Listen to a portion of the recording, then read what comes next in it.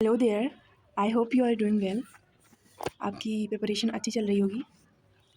आई know कि result अभी delay हो रहा है, तो हमें समझ में नहीं आ रहा है कि मेंस की तैयारी करें 2024 यूपीपीसीएस की, या फिर यूपीपीसीएस 2025 का जो कि नोटिफिकेशन आ चुका है उसकी तैयारी करें। तो मैनेज नहीं कर पा रहे हैं। तो ऐसी अनसर्टेनिटी में हमें चाहिए कि हम अपना टाइम ऐसे मैनेज करें कि प्री और मेंस को बैलेंस कर पाएँ। तो मेरी आंसर राइटिंग सीरीज़ के बाकी वीडियोज़ आपने देख लिए होंगे। आज मैंने टॉपिक लिया है SEZ का, स्पेशल इकोनॉमिक जोन्स। तो यूपी स्पेशल पेपर 6 का ये टॉपिक है। इम्पॉर्टेंट क्वेश्चन है, तो देखते हैं क्या क्वेश्चन है। Discuss the development and role of SEZ।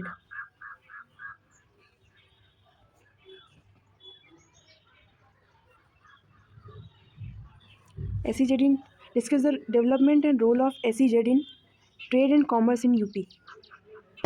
तो डेवलपमेंट बताना है और रोल ऑफ SEZ बताना है, special economic zones in trade and commerce. ये ट्रेड एंड कॉमर्स वाली यूनिट है, ये स्पेशली मेंशन की हुई है सिलेबस में। तो आगे क्वेश्चन है, throw light on the challenges associated with them and suggest solution. ये एक होलिस्टिक क्वेश्चन है, इसमें सारे डायमेंशंस कवर कर लिए हैं। इनका डेवलपमेंट कैसे कैसे हुआ है स्पेशल इकोनॉमिक जोन्स का यूपी में, इनका रोल क्या है in development of trade and commerce, और इनके चैलेंजेस क्या हैं एज वेल एज इनके सॉल्यूशंस क्या हैं। तो देखते हैं आंसर को कैसे लिखा है।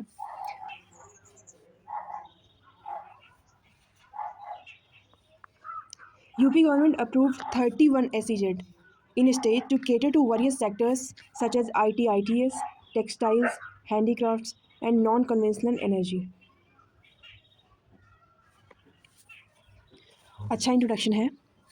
और देखिए, ये मैंने नोट्स के फॉर्म में बनाया हुआ है, तो इसमें वर्ड लिमिट क्रॉस हो रही है और ऐसे मार्जिन के बाहर भी लिखा हुआ है। जैसे करंट अफेयर्स के जो भी क्वेश्चन है मैं नोट्स के फॉर्म में ही बनाती चल रही हूँ।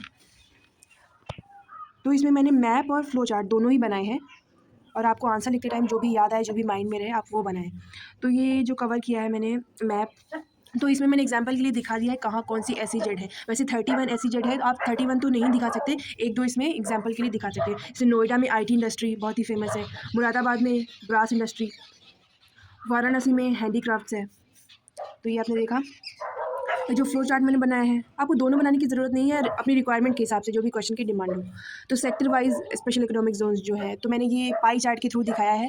ये थोड़ा सा आपके आंसर को डिफरेंट बनाता है। इसमें IT ITS सेक्टर में 74% SEZ है, सबसे ज़्यादा है इसमें। IT इंडस्ट्री बहुत स्पीड से ग्रो कर रही है, स्टेट में भी और कंट्री में भी। तो 74% SEZ इस सेक्टर में है। 3% है नॉन कन्वेंशनल एनर्जी, 20% है ये मल्टीपल प्रोडक्ट, 3% है टेक्सटाइल एंड हैंडीक्राफ्ट्स। बाकी ये अदर मल्टीपल प्रोडक्ट वाले में बाकी जितनी भी इंडस्ट्रीज हैं वो आ गई हैं। तो ये हो गया फ्लो चार्ट। आगे देखते हैं क्वेश्चन की डिमांड थी development. SEZ rules were proposed in 2000 and Act came in 2005, but it enforced in 2006 to create economic zones with liberal laws to boost export. तो इसमें थोड़ा सा एक्सप्लेन किया है कैसे कैसे डेवलपमेंट हुआ है, पॉइंट वाइज नहीं लिखा है। ठीक है, आगे की जो हेडिंग है इसमें पॉइंट वाइज लिखा गया है, जो भी आप वेरिएशन दिखा सकते हैं आंसर में। तो रोल ऑफ SEZ क्या है in development of trade and commerce? Increase exports, बहुत ही कॉमन पॉइंट है। एक्सपोर्ट को इंक्रीज़ करना है तो आपको SEZ को इम्प्रूव करना पड़ेगा। UP's contribution in export increase from 4.7% to 5.4% in last 5 year. ये देखिए करंट अफेयर को कैसे इंक्लूड करते हैं आंसर में, इसका बढ़िया एग्जांपल है कि लास्ट 5 ईयर्स में इनकी जो रोल है ये इतना बढ़ गया है, 4.7% से 5.4% हुए। ये देखिए, इसमें आपने करंट अफेयर्स में ये पढ़ा होगा कि इलेक्ट्रॉनिक्स के एक्सपोर्ट में, ये देखिए इसमें ये भी करंट अफेयर्स का एग्जांपल इंक्लूड किया गया है कि इलेक्ट्रॉनिक्स के एक्सपोर्ट में UP is third after Tamil Nadu and Karnataka at 15.32% in nation share. तो ये ऐसे करंट अफेयर्स को इंक्लूड करना है। अगला पॉइंट है प्रोमोट हैंडीक्राफ्ट एंड टेक्नोलॉजी। भी देखिए इसमें कीवर्ड्स इंक्लूड करें जैसे हैंडीक्राफ्ट। मुरादाबाद SEZ जो है वो ब्रास के यूटेंसिल्स को एक्सपोर्ट करते हैं। लखनऊ में चिकनकारी जो भी होती है क्लोथ्स पे, उसका एक्सपोर्ट करते हैं। वाराणसी का Banarasi brocade like in nation and globe. तो ये आपने हेडिंग डाली, पॉइंट लिखा, और उसको सब्सटेंशिएट करने के लिए आपने करंट अफेयर्स के एग्जांपल्स डाले, या बजट का, अभी बजट के एग्जांपल्स भी आप इंक्लूड कर सकते हैं इसमें, जो भी इसमें डेटा दिया है वो आप इसमें डाल सकते हैं।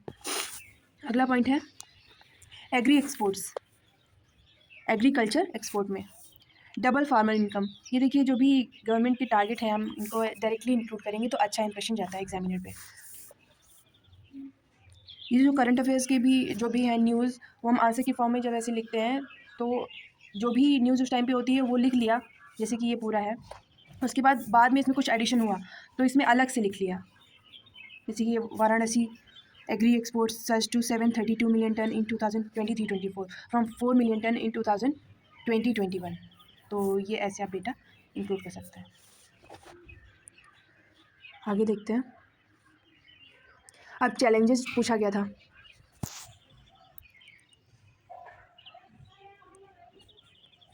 तो चैलेंजेस में क्या है, इंफ्रास्ट्रक्चर बॉटलनेक्स, ये कॉमन पॉइंट है, इंफ्रास्ट्रक्चर में इम्प्रूवमेंट होना ही चाहिए अगर हमें एक्सपोर्ट्स को बढ़ाना है। जैसे कि ये है लॉजिस्टिक की कॉस्ट जो है हमारे यहाँ बहुत ज़्यादा है, डेवलप्ड कंट्रीज़ में ये कॉस्ट 2 to 6% के आसपास रहती है, चाइना यूएसए में, और हमारे यहाँ ये बहुत ज़्यादा है। तो पहला काम तो ये करना है,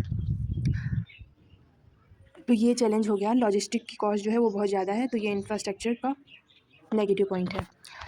last mile challenge of complex laws जो है वो लिबरल नहीं है, जैसे टैरिफ लगा देते हैं, अगर आप एक्सपोर्ट्स पे टैरिफ लगा देंगे तो फिर वो कॉस्ट बढ़ जाएगा, तो फिर एसईजेड जो है स्पेशल इकोनॉमिक जोन्स अच्छे से काम नहीं कर पाएंगे, तो एक्सपोर्ट्स पे नेगेटिव इम्पैक्ट पड़ेगा अगर कॉम्प्लेक्स लॉज होंगे या टैरिफ वगैरह में बढ़ोतरी हो जाएगी। तो political interference in Varanasi is maximum, ये करंट अफेयर्स का एग्जाम्पल है, वो चैलेंज में लिख दिया गया है।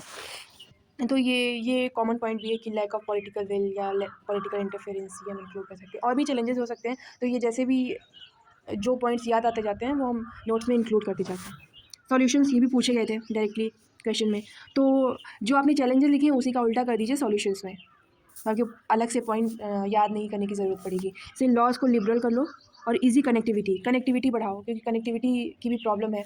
तो ये कुछ जनरल पॉइंट हैं, आप अलग से नोट्स इनके बना के रखिए कि हमें क्या, चलिए कुछ चीज़ें हैं जो आप पहले से तैयार करके रख सकते हैं, जैसे इंट्रोडक्शन, कंक्लूजन और वे फॉरवर्ड में कुछ कॉमन चीज़ें हैं जो एक्सपोर्ट में हो गया या education sector, health care sector, इसमें कुछ चैलेंजेस और कुछ सॉल्यूशंस हैं, तो वो जनरल ही रहते हैं। करंट अफेयर्स में चीज़ें इंक्लूड होती हैं लेकिन प्रॉब्लम और सॉल्यूशन वो जनरल ही रहते हैं, तो आप तैयार कर सकते हैं। सॉल्यूशंस क्या है, involve public private partnership in infrastructure development, जैसे कि ये रोड कंस्ट्रक्शन में है, हाईवेज़ वगैरह बन रहे हैं तो ये पीपीपी मोड पे बनते हैं, तभी टोल टैक्स वगैरह कलेक्ट होता है। तो हर सेक्टर में इंफ्रास्ट्रक्चर को डेवलप करने के लिए हम पीपीपी मोड का अगर यूज़ करें तो डेवलपमेंट स्पीड अप हो सकता है। Promote e governance to counter interference, मतलब पॉलिटिकल इंटरफेरेंस जो भी होता है, अगर ई गवर्नेंस को हम प्रोमोट करेंगे, सारी चीज़ें ऑनलाइन होगी, रिटेन होगी, सबका रिकॉर्ड अवेलेबल होगा, तो ये इंटरफेरेंस कम हो सकता है। देखिए कंक्लूजन में क्या लिख सकते हैं, ये ऐसे ही जनरल लिख दिया है, has SEZ act as engine of growth and help in 1 trillion economic target, ये देखिए गवर्नमेंट का जो टारगेट है वो इसमें इंक्लूड कर लिया है। ये जो 1 ट्रिलियन वाला एग्जाम्पल है ये आप बहुत सारे आंसर के कंक्लूजन में यूज़ कर सकते हैं। तो ये रहा आज का क्वेश्चन, और आपने देखा कि कैसे क्या कंटेंट था इसमें। प्रेजेंटेशन मैंने बताया हुआ है पिछले के वीडियोस में कि कैसे आपको अच्छे से आंसर को प्रेजेंट करना है, जिससे आप ज़्यादा से ज़्यादा मार्क्स फेच कर पाएँ। तो आई होप आपको ये वीडियो पसंद आई होगी। अगर वीडियोस आपको पसंद आ रही हैं तो प्लीज़ वीडियोस को लाइक करें और चैनल को सब्सक्राइब कर लें, इससे हमें मोटिवेशन मिलता है। Thank you for watching.